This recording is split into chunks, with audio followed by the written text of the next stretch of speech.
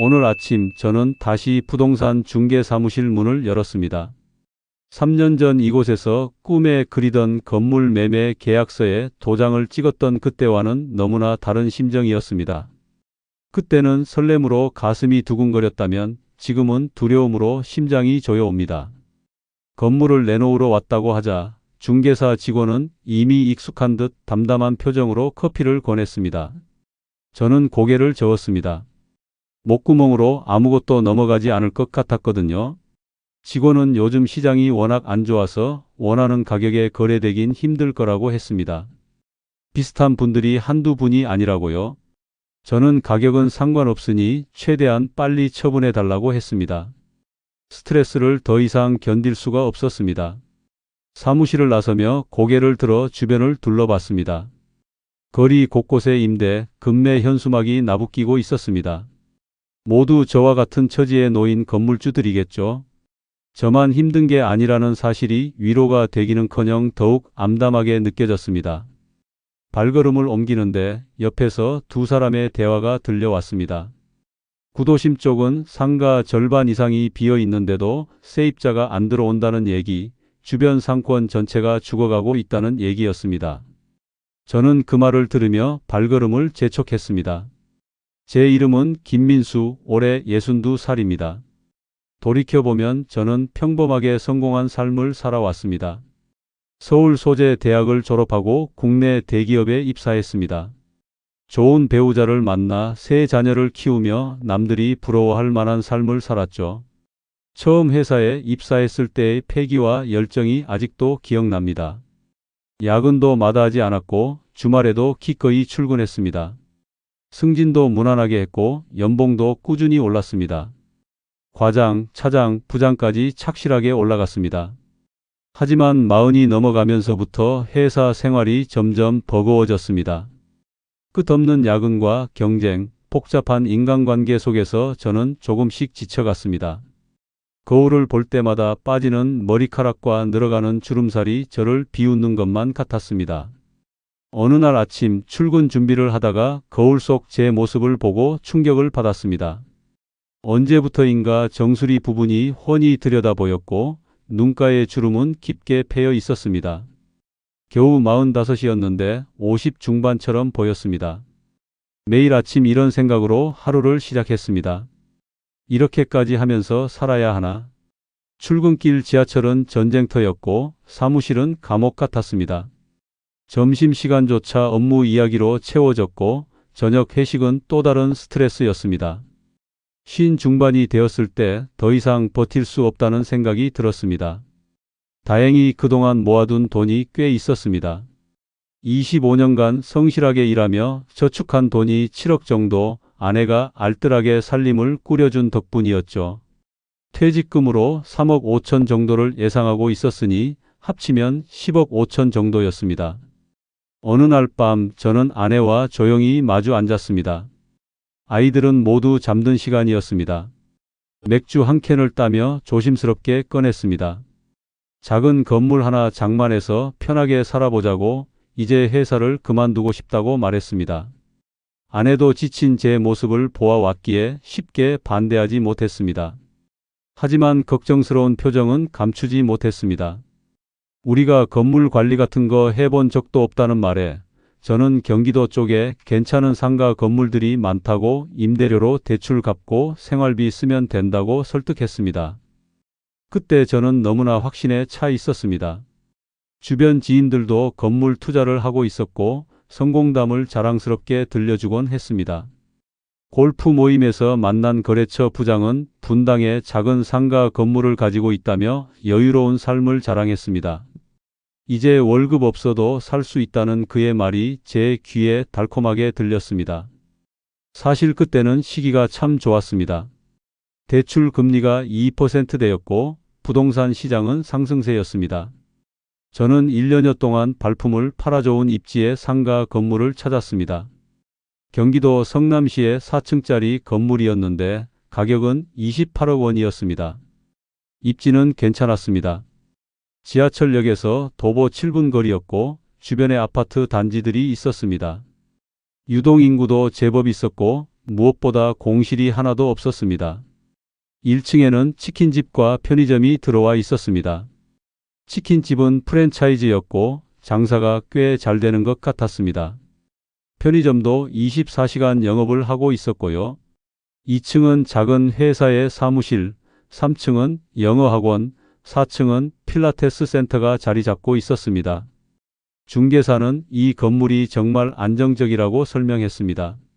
세입자들도 오래 계셨고 1층 치킨집이 월 150만 원, 편의점이 120만 원, 2층 사무실이 100만 원, 3층 학원이 180만 원, 4층 필라테스가 150만 원으로 합치면 월 700만 원이라고 했습니다. 저는 흥분을 감추지 못했습니다. 월 700만 원이라니 1년이면 8,400만 원입니다. 대출은 17억 정도 받을 계획이라고 하자 중개사는 금리가 2.3% 정도니까 월 이자가 약 330만 원 정도 나올 거라고 했습니다. 임대료 700만 원에서 이자 330만 원 빼고 관리비나 세금 100만 원 정도 빼면 월 순수익이 270만 원 정도라는 계산이 나왔습니다. 아내는 마지막까지 걱정했습니다. 만약 금리가 오르면 어떻게 하냐고, 공실이 생기면 어떻게 하냐고 물었습니다. 저는 금리가 왜 올라가냐며 경제 전문가들도 당분간 저금리가 유지될 거라고 하지 않느냐고 대답했습니다.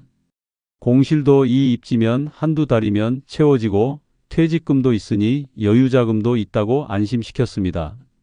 지금 생각하면 너무나 안일했습니다. 하지만 그때는 모든 게 장미빛으로 보였습니다. 계약서에 도장을 찍는 순간 제 인생의 새로운 장이 열리는 것 같았습니다. 저는 더 이상 월급쟁이가 아니라 건물주가 되는 것입니다. 건물주라는 단어가 주는 묘한 설렘이 있었습니다. 건물을 매입한 후 저는 회사에 사직서를 냈습니다. 퇴직금으로 3억 7천만 원을 받았습니다. 25년 근속의 결실이었습니다. 동료들이 저를 부러워했습니다. 저는 마치 성공한 사람처럼 느껴졌습니다. 처음 몇 달은 정말 행복했습니다. 아침에 알람 없이 일어나는 것이 이렇게 행복한 일인지 처음 알았습니다. 출근 준비를 하지 않아도 되고 상사 눈치를 보지 않아도 됐습니다. 회의에 참석하지 않아도 되고 보고서를 작성하지 않아도 됐습니다. 매일 아침 9시쯤 일어나 여유롭게 커피를 마시며 신문을 읽었습니다. 점심에는 아내와 함께 산책을 하거나 친구들을 만났습니다. 오후에는 독서를 하거나 영화를 봤습니다. 이게 인생이지 왜 진작 이렇게 안 살았을까 하는 생각이 들었습니다.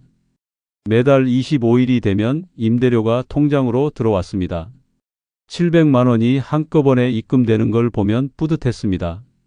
거기서 대출 이자 330만 원을 내고 관리비 40만 원, 보험료 15만 원, 재산세를 월할로 계산하면 30만 원 정도, 기타 비용 15만 원을 빼면 270만 원이 남았습니다. 아내도 만족스러워했습니다. 사실 회사 다닐 때도 생활비로 월 250만 원 정도 쓰고 나머지는 저축했었거든요. 당신이 회사 다닐 때보다 얼굴이 훨씬 밝아졌고 건강도 좋아진 것 같다며 아내도 기뻐했습니다. 친구들을 만나면 저는 은근히 건물주라는 사실을 자랑했습니다. 요즘 건물 관리하느라 바쁘다고 세입자들 관리도 해야 하고 건물 상태도 확인해야 한다고 말하면 부러워하는 그들의 눈빛이 저를 우쭐하게 만들었죠. 사실 건물 관리라고 해봤자 한 달에 한두 번 방문해서 상태를 확인하는 정도였지만요. 저는 정말 이렇게 평생 살 수 있을 것 같았습니다. 매달 270만 원씩 벌면서 여유롭게 살고 퇴직금 3억 7천원 비상금으로 남겨두고 나중에 자식들 도와주고 완벽한 계획처럼 보였습니다. 행복은 그리 오래가지 않았습니다. 건물을 산 지 1년쯤 되었을 때 큰아들이 결혼을 하겠다고 했습니다. 3년 동안 사귀었는데 이제 결혼하려고 한다며 여자친구를 소개시켜 주겠다고 했습니다. 저는 기뻤습니다. 첫째가 드디어 가정을 꾸리는구나. 부모로서 당연히 도와줘야 한다고 생각했습니다. 결혼 비용은 아버지가 준비해 주겠다고 했더니 아들은 신혼집도 좀 도와달라고 했습니다. 여자친구 쪽에서도 기대하고 있는 것 같다고요. 저는 잠깐 망설였지만 큰아들의 결혼인데 어떻게 안 도와줄 수 있겠습니까? 얼마나 필요하냐고 물으니 전세로 1억 5천만 원만 지원해주면 자기가 모은 돈과 합쳐 집 전세도 구하고 결혼 준비도 할 수 있다고 했습니다. 저는 1억 5천만 원을 지원했습니다. 퇴직금에서 빠져나갔지만 아들의 행복한 모습을 보니 아깝지 않았습니다. 아들은 감사하다며 열심히 살겠다고 부모님 은혜를 잊지 않겠다고 했습니다. 그런데 1년 후 둘째 딸이 결혼을 하겠다고 했습니다. 오빠한테 해준 것만큼 자기도 해줘야 한다고 했습니다. 저는 당연하다고 생각했습니다. 자식 간에 차별을 둘 수는 없는 노릇이니까요. 결국 둘째에게도 비슷한 규모로 지원을 해줬습니다. 전세금 1억, 결혼 준비금 5천만 원. 퇴직금이 빠르게 줄어들었습니다. 두 자녀를 결혼시키는데 3억이 들어갔습니다. 남은 퇴직금은 7천만 원이었습니다. 아내는 걱정스러운 목소리로 아직 막내가 남았는데 우리 노후 자금은 괜찮을지 물었습니다. 저는 대수롭지 않게 답했습니다. 막내는 아직 여자친구도 없고 결혼 생각도 없는 것 같으니 그때 가서 생각하면 되고 건물도 있지 않냐고요. 매달 270씩 모으면 1년에 3,200만 원 이상이니 몇 년만 있으면 또 목돈이 된다고 낙관적으로 말했습니다. 하지만 이미 퇴직금의 대부분인 3억이 사라진 상태였습니다. 남은 건 7천만 원과 건물에서 나오는 수익뿐이었습니다. 그때는 몰랐습니다. 이 안정적으로 보이던 수익이 곧 사라질 거라는 것을요. 금리 인상, 악몽의 시작. 변화는 갑자기 찾아왔습니다. 건물을 매입한 지 2년째 되던 해 뉴스에서 기준금리 인상 소식이 들렸습니다. 처음에는 0.25%포인트였기에 크게 신경 쓰지 않았습니다. 이 정도는 감당할 수 있다고 월 4만 원 정도 늘어나는 거니까 별거 아니라고 생각했습니다. 하지만 금리는 계속 올랐습니다. 한 달에 한 번씩 0.25%포인트 또는 0.5%포인트씩 올랐습니다. 뉴스에서는 인플레이션을 잡기 위해 금리를 올린다고 했습니다. 저는 처음에는 대수롭지 않게 생각했습니다. 곧 다시 내려갈 거라고 믿었으니까요. 하지만 금리는 내려가지 않았고 계속 올랐습니다. 6개월이 지났을 때 대출 금리는 3.5%가 되었습니다. 월 이자가 500만 원으로 늘어났습니다. 임대료 700만 원에서 이자 500만 원, 관리비 등 100만 원을 빼면 순수익이 100만 원으로 줄었습니다. 아직 괜찮다고 100만 원이라도 남으니까 괜찮다고 스스로를 달랬습니다. 하지만 1년이 지났을 때 대출 금리는 5.5%를 넘어섰습니다. 월 이자가 780만 원으로 거의 2배 이상 증가한 것입니다. 계산기를 두드려보고 저는 식은땀을 흘렸습니다. 임대료 수입 700만 원으로는 대출 이자 780만 원을 감당할 수 없습니다. 거기에 관리비 월 40만 원, 보험료 월 15만 원, 재산세를 월할로 계산하면 30만 원, 기타 비용 15만 원. 합치면 매달 180만 원이 부족했습니다. 저는 현실을 부정하고 싶었습니다. 하지만 통장 잔고는 매달 빠르게 줄어들고 있었습니다. 월 270만 원을 벌던 게 이제는 월 180만 원을 까먹는 상황이 된 것입니다. 처음 한두 달은 일시적인 현상이라고 생각했습니다. 곧 금리가 내려갈 거라고 믿었습니다. 경제 전문가들도 조만간 금리가 정점을 찍고 내려갈 거라고 했으니까요. 하지만 3개월이 지나고 6개월이 지나도 금리는 내려가지 않았습니다. 아내에게는 차마 말하지 못했습니다. 걱정시키고 싶지 않았고 곧 상황이 나아질 거라고 스스로를 달랬습니다. 매달 통장에서 돈이 빠져나가는 것을 보면서도 저는 아내 몰래 처리했습니다. 아내가 생활비가 부족하다고 하면 건물 수리비가 좀 나갔다며 거짓말을 했습니다. 6개월이 지나자 저는 이미 1,100만 원 가까운 돈을 건물 때문에 날렸습니다. 1년이 지나자 2,200만 원이 사라졌습니다. 남은 퇴직금 7천만 원 중 3분의 1이 증발한 것입니다. 밤에 잠을 이룰 수 없었습니다. 천장만 바라보며 계산을 했습니다. 이대로 가면 1년에 2,200만 원이 빠져나갑니다. 3년이면 남은 돈이 모두 사라집니다. 새벽까지 뒤척이다가 겨우 잠이 들었습니다. 아침에 일어나면 눈 밑에 다크서클이 생겼고 얼굴은 푸석푸석해졌습니다. 스트레스를 풀고 싶어 오랜만에 친구들을 만났습니다. 예전 같았으면 제가 솔선해서 좋은 식당을 예약하고 술값을 냈을 텐데 이제는 그럴 여유가 없었습니다. 친구 하나가 오랜만이라며 요즘 건물주 생활이 편하냐고 물었습니다. 저는 애써 웃으며 대답을 얼버무렸습니다. 그럭저럭 나름 바쁘다고요. 친구들은 웃으며 말했습니다. 바쁘긴 뭐가 바쁘냐고, 건물주가 뭐 할 게 있냐고, 그냥 임대료 받아 먹으면 되는 거 아니냐고요. 우리는 아직도 출근하느라 고생인데. 다른 친구가 거들었습니다. 요즘 상가 건물 진짜 힘들다던데 온라인 쇼핑 때문에 오프라인 매장들 다 죽어간다고 쿠팡 켜면 다음 날 바로 오는데 굳이 뭐 하러 밖에 나가서 사겠냐고요. 또 다른 친구의 말이 이어졌습니다. 공실률도 엄청 높아졌다며 작은 상가 건물 투자했던 사람들 지금 골머리 앓는다던데 배달과 물류가 발달하니까 상가 갈 이유가 없다는 얘기였습니다. 저는 술잔을 비우며 아무 말도 하지 않았습니다. 그들의 말이 하나하나 제 가슴을 찔렀습니다. 금리 올라서 난리라는 얘기, 물주 아니고 빚주라는 말도 있다는 얘기, 건물 있어도 이자 내느라 가난하게 사는 사람들, 집 가진 거지라는 말들이 쏟아졌습니다. 평소 밥값을 한 번도 내지 않던 친구가 안주 하나 더 시켜도 되냐고 물었습니다. 저는 자기도 모르게 예민하게 반응했습니다. 있는 안주나 먹으라고, 배고프면 나중에 밥 먹으러 가자고요. 친구들이 이상하다는 표정으로 저를 쳐다봤습니다. 왜 그러냐고, 무슨 일 있냐고, 건물주가 안주값이 아까우냐고 물었습니다. 저는 자리를 팍 차고 일어났습니다. 미안하다고, 급한 일이 생겼다고 말하고는 계산대로 가서 제가 먹은 만큼만 계산하고 나왔습니다. 집으로 돌아오는 길, 저는 혼자 걸으며 눈물을 흘렸습니다. 이렇게 외롭고 힘든 적이 없었습니다. 친구들에게조차 제 속마음을 털어놓을 수 없었습니다.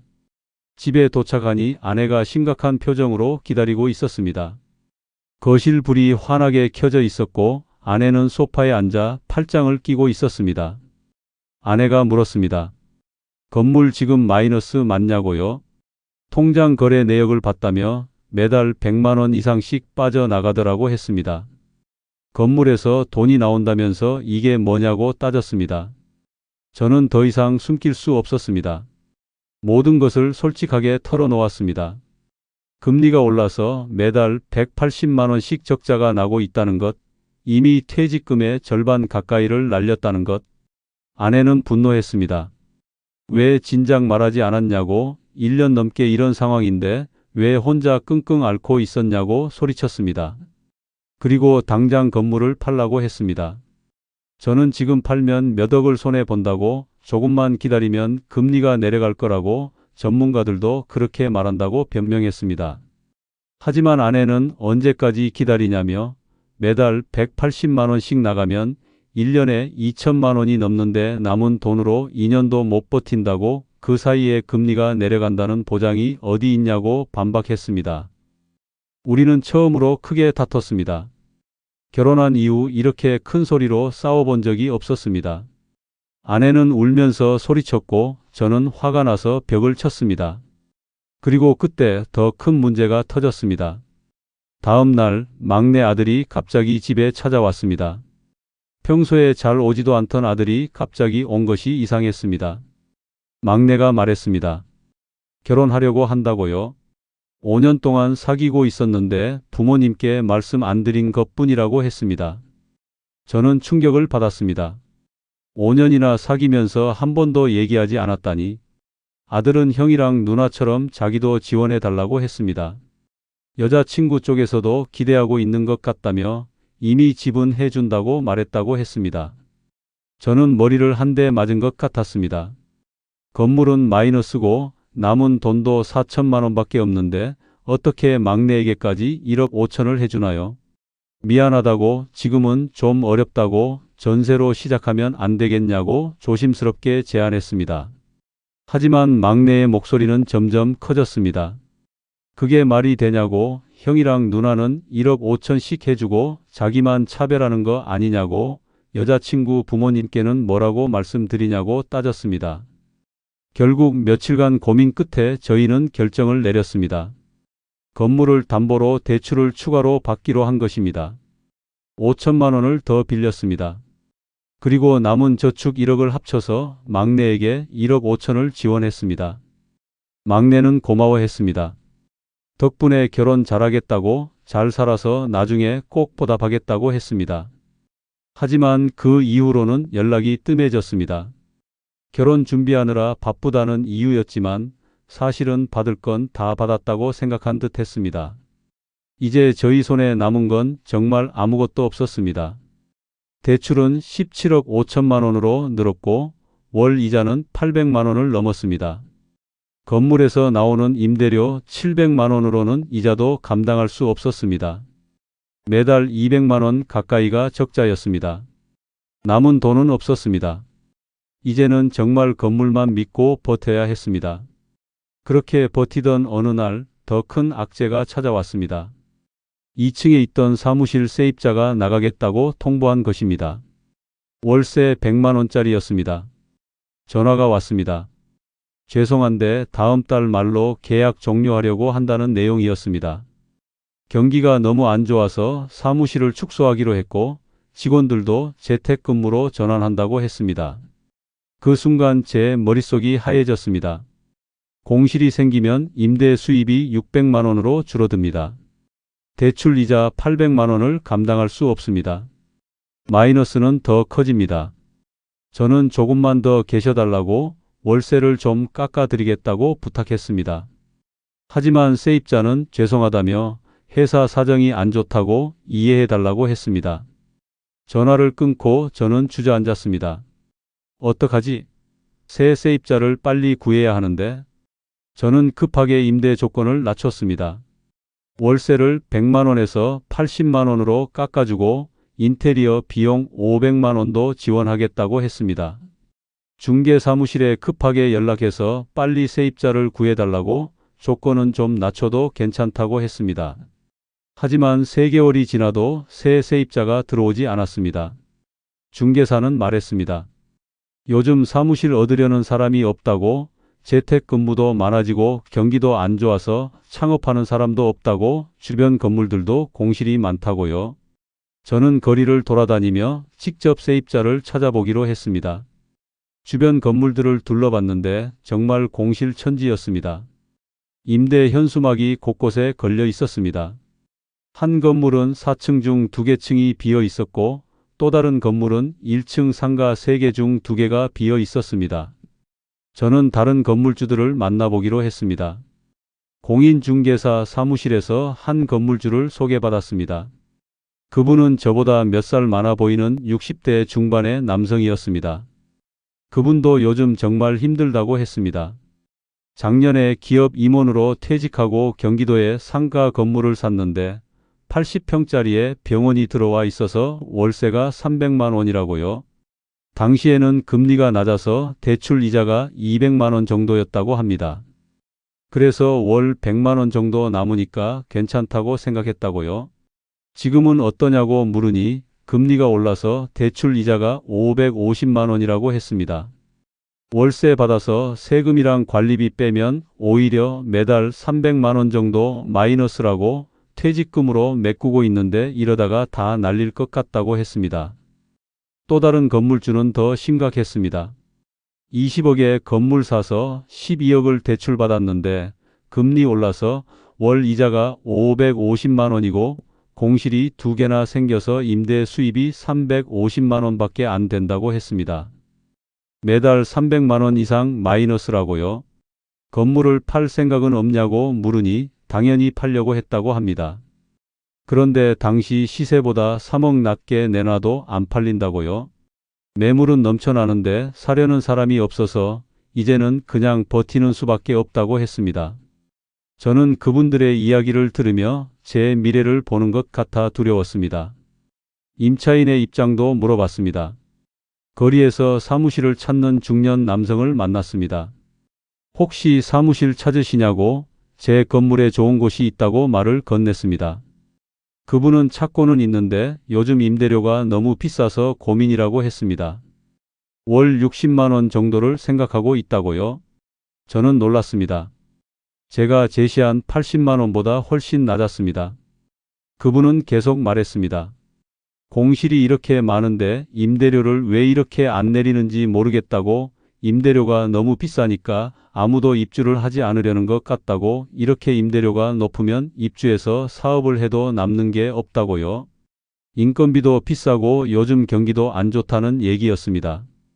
결국 저는 월세를 70만 원으로 낮추고 인테리어 비용 500만 원을 지원하겠다고 제안했습니다. 하지만 그분은 다른 곳도 더 알아보고 연락하겠다며 고개를 저었습니다. 그 이후로 연락은 오지 않았습니다. 6개월을 더 버텼습니다. 공실은 채워지지 않았고 매달 300만 원 가까이가 빠져나갔습니다. 친척들에게 빌린 돈으로 버텼지만 더 이상 빌릴 곳도 없었습니다. 더 이상 버틸 수 없었습니다. 아내는 매일 저에게 건물을 팔라고 했습니다. 이러다가 완전히 파산한다고, 지금이라도 팔아야 한다고요. 저는 조금만 더 기다려보자고, 금리가 곧 내려갈 거라고 했지만 아내는 언제까지 기다리냐며 1년째 같은 소리 한다고 소리쳤습니다. 결국 저는 건물을 팔기로 결정했습니다. 중개사에게 빨리 처분해달라고 부탁했습니다. 중개사는 요즘 시장이 안 좋아서 시간이 좀 걸릴 수 있고 가격도 기대에 못 미칠 수 있다고 했습니다. 하지만 건물은 쉽게 팔리지 않았습니다. 시장에 매물은 넘쳐나는데 매수자가 없었습니다. 3개월을 기다려도 연락이 없었습니다. 저는 가격을 더 낮췄습니다. 28억에 샀던 건물을 23억에 내놓았습니다. 5억을 깎은 것입니다. 그래도 팔리지 않았습니다. 중개사는 말했습니다. 요즘 건물 사려는 사람이 없다고, 금리도 높고 경기도 안 좋아서 투자자들도 다 빠져나가고 있다고요. 다시 한 달을 기다렸습니다. 그 사이에도 매달 300만 원씩 빠져나갔습니다. 저는 가격을 21억까지 낮췄습니다. 7억을 깎은 것입니다. 그제서야 매수 희망자가 나타났습니다. 하지만 그분은 20억을 제시했습니다. 시장 상황을 보면 20억도 비싼 편이라고, 요즘 이런 건물들 거래가 거의 안 된다고 했습니다. 저는 고민했습니다. 20억이면 8억 손해입니다. 하지만 더 기다리면 가격이 더 떨어질 수도 있습니다. 결국 최종적으로 20억 5천만 원에 팔렸습니다. 처음 샀을 때보다 7억 5천만 원 손해였습니다. 거기에 그동안 낸 이자가 2억 원 가까이, 세금과 중개 수수료 8천만 원을 합치면 총 손실액은 11억 원이 넘었습니다. 대출 17억 5천만 원을 갚고 나니 손에 남은 돈은 3억이었습니다. 처음 투자했던 11억이 3억으로 줄어든 것입니다. 8억이 증발한 것입니다. 25년간 모은 돈 7억, 퇴직금 3억 7천, 합쳐서 10억 7천이었던 돈이 3억으로 줄어든 것입니다.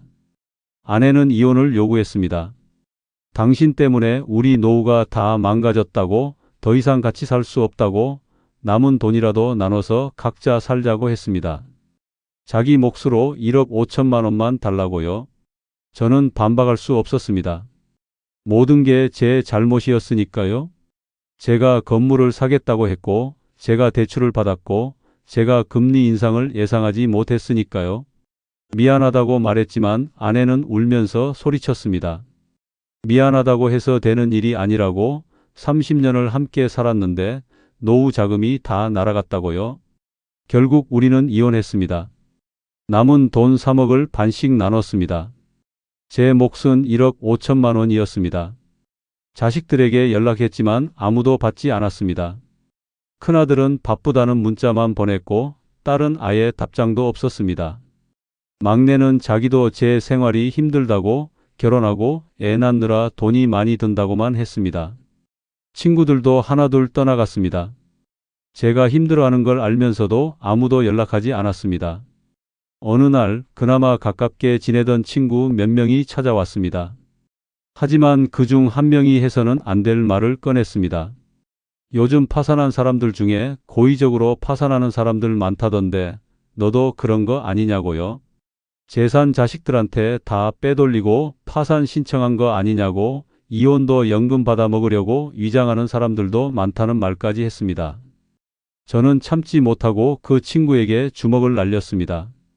함께 온 친구가 저를 말렸고 맞은 친구는 폭행죄로 신고하겠다고 노발대발했습니다.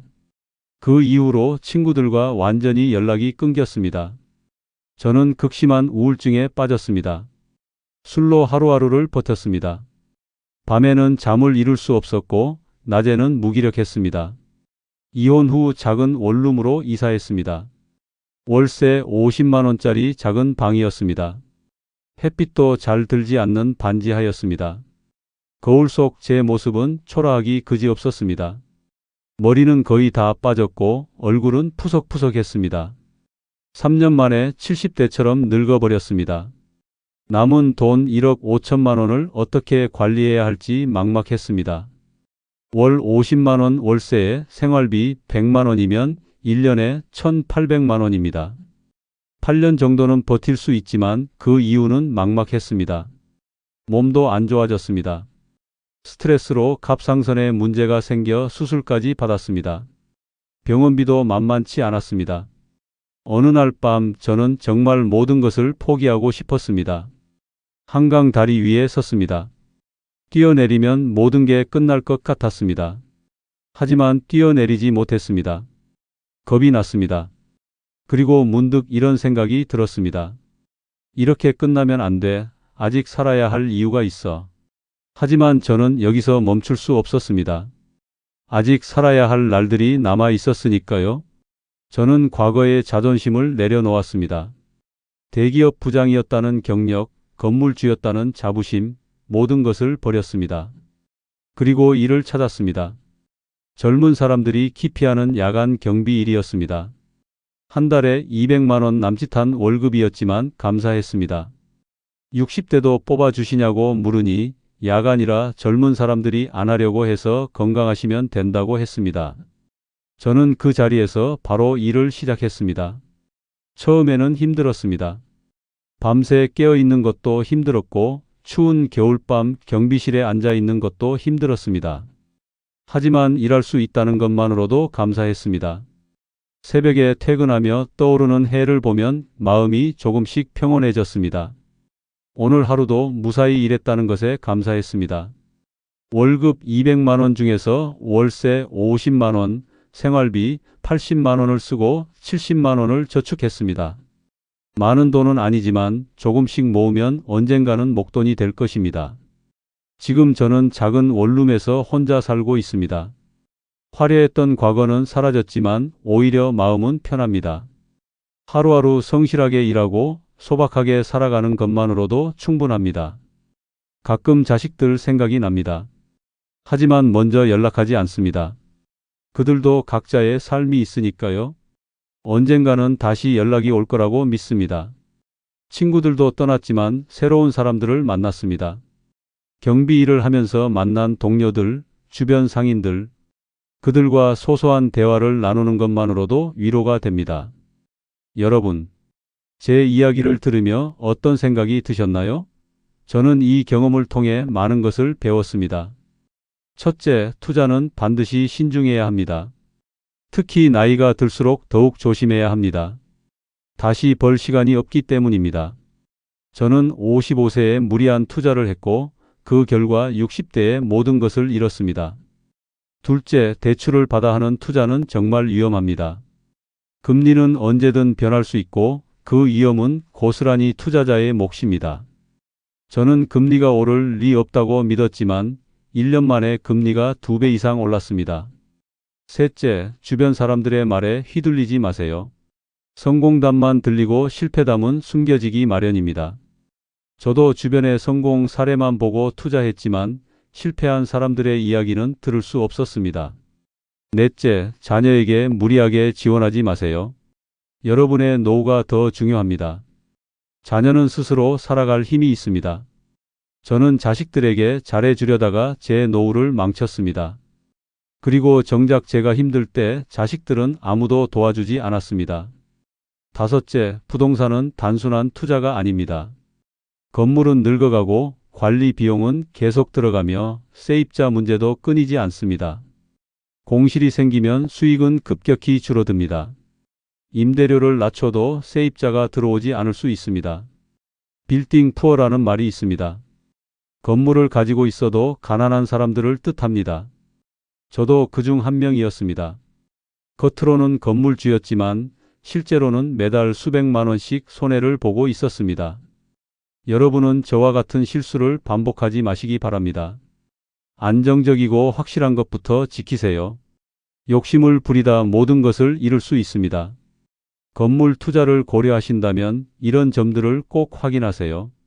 첫째, 금리가 올랐을 때도 감당할 수 있는지. 둘째, 공실이 생겼을 때도 버틸 수 있는지. 셋째, 충분한 여유 자금이 있는지. 넷째, 장기적으로 그 상권이 유지될 수 있는지. 이 모든 것을 확인하고도 확신이 서지 않는다면 투자하지 마세요. 안전한 것이 최선입니다. 지금도 늦지 않았습니다. 제대로 공부하고 신중하게 판단하고 무리하지 않는다면 여러분은 저보다 나은 선택을 할 수 있을 것입니다. 제 이야기가 누군가에게는 경고가 되고 누군가에게는 위로가 되기를 바랍니다. 실패했지만 다시 일어설 수 있습니다. 늦었지만 새로운 시작을 할 수 있습니다. 우리 모두 행복한 노후를 맞이할 수 있기를 진심으로 응원합니다. 욕심내지 말고 무리하지 말고 가진 것에 감사하며 살아간다면 그것만으로도 충분히 행복할 수 있습니다. 끝까지 이야기 들어주셔서 감사합니다.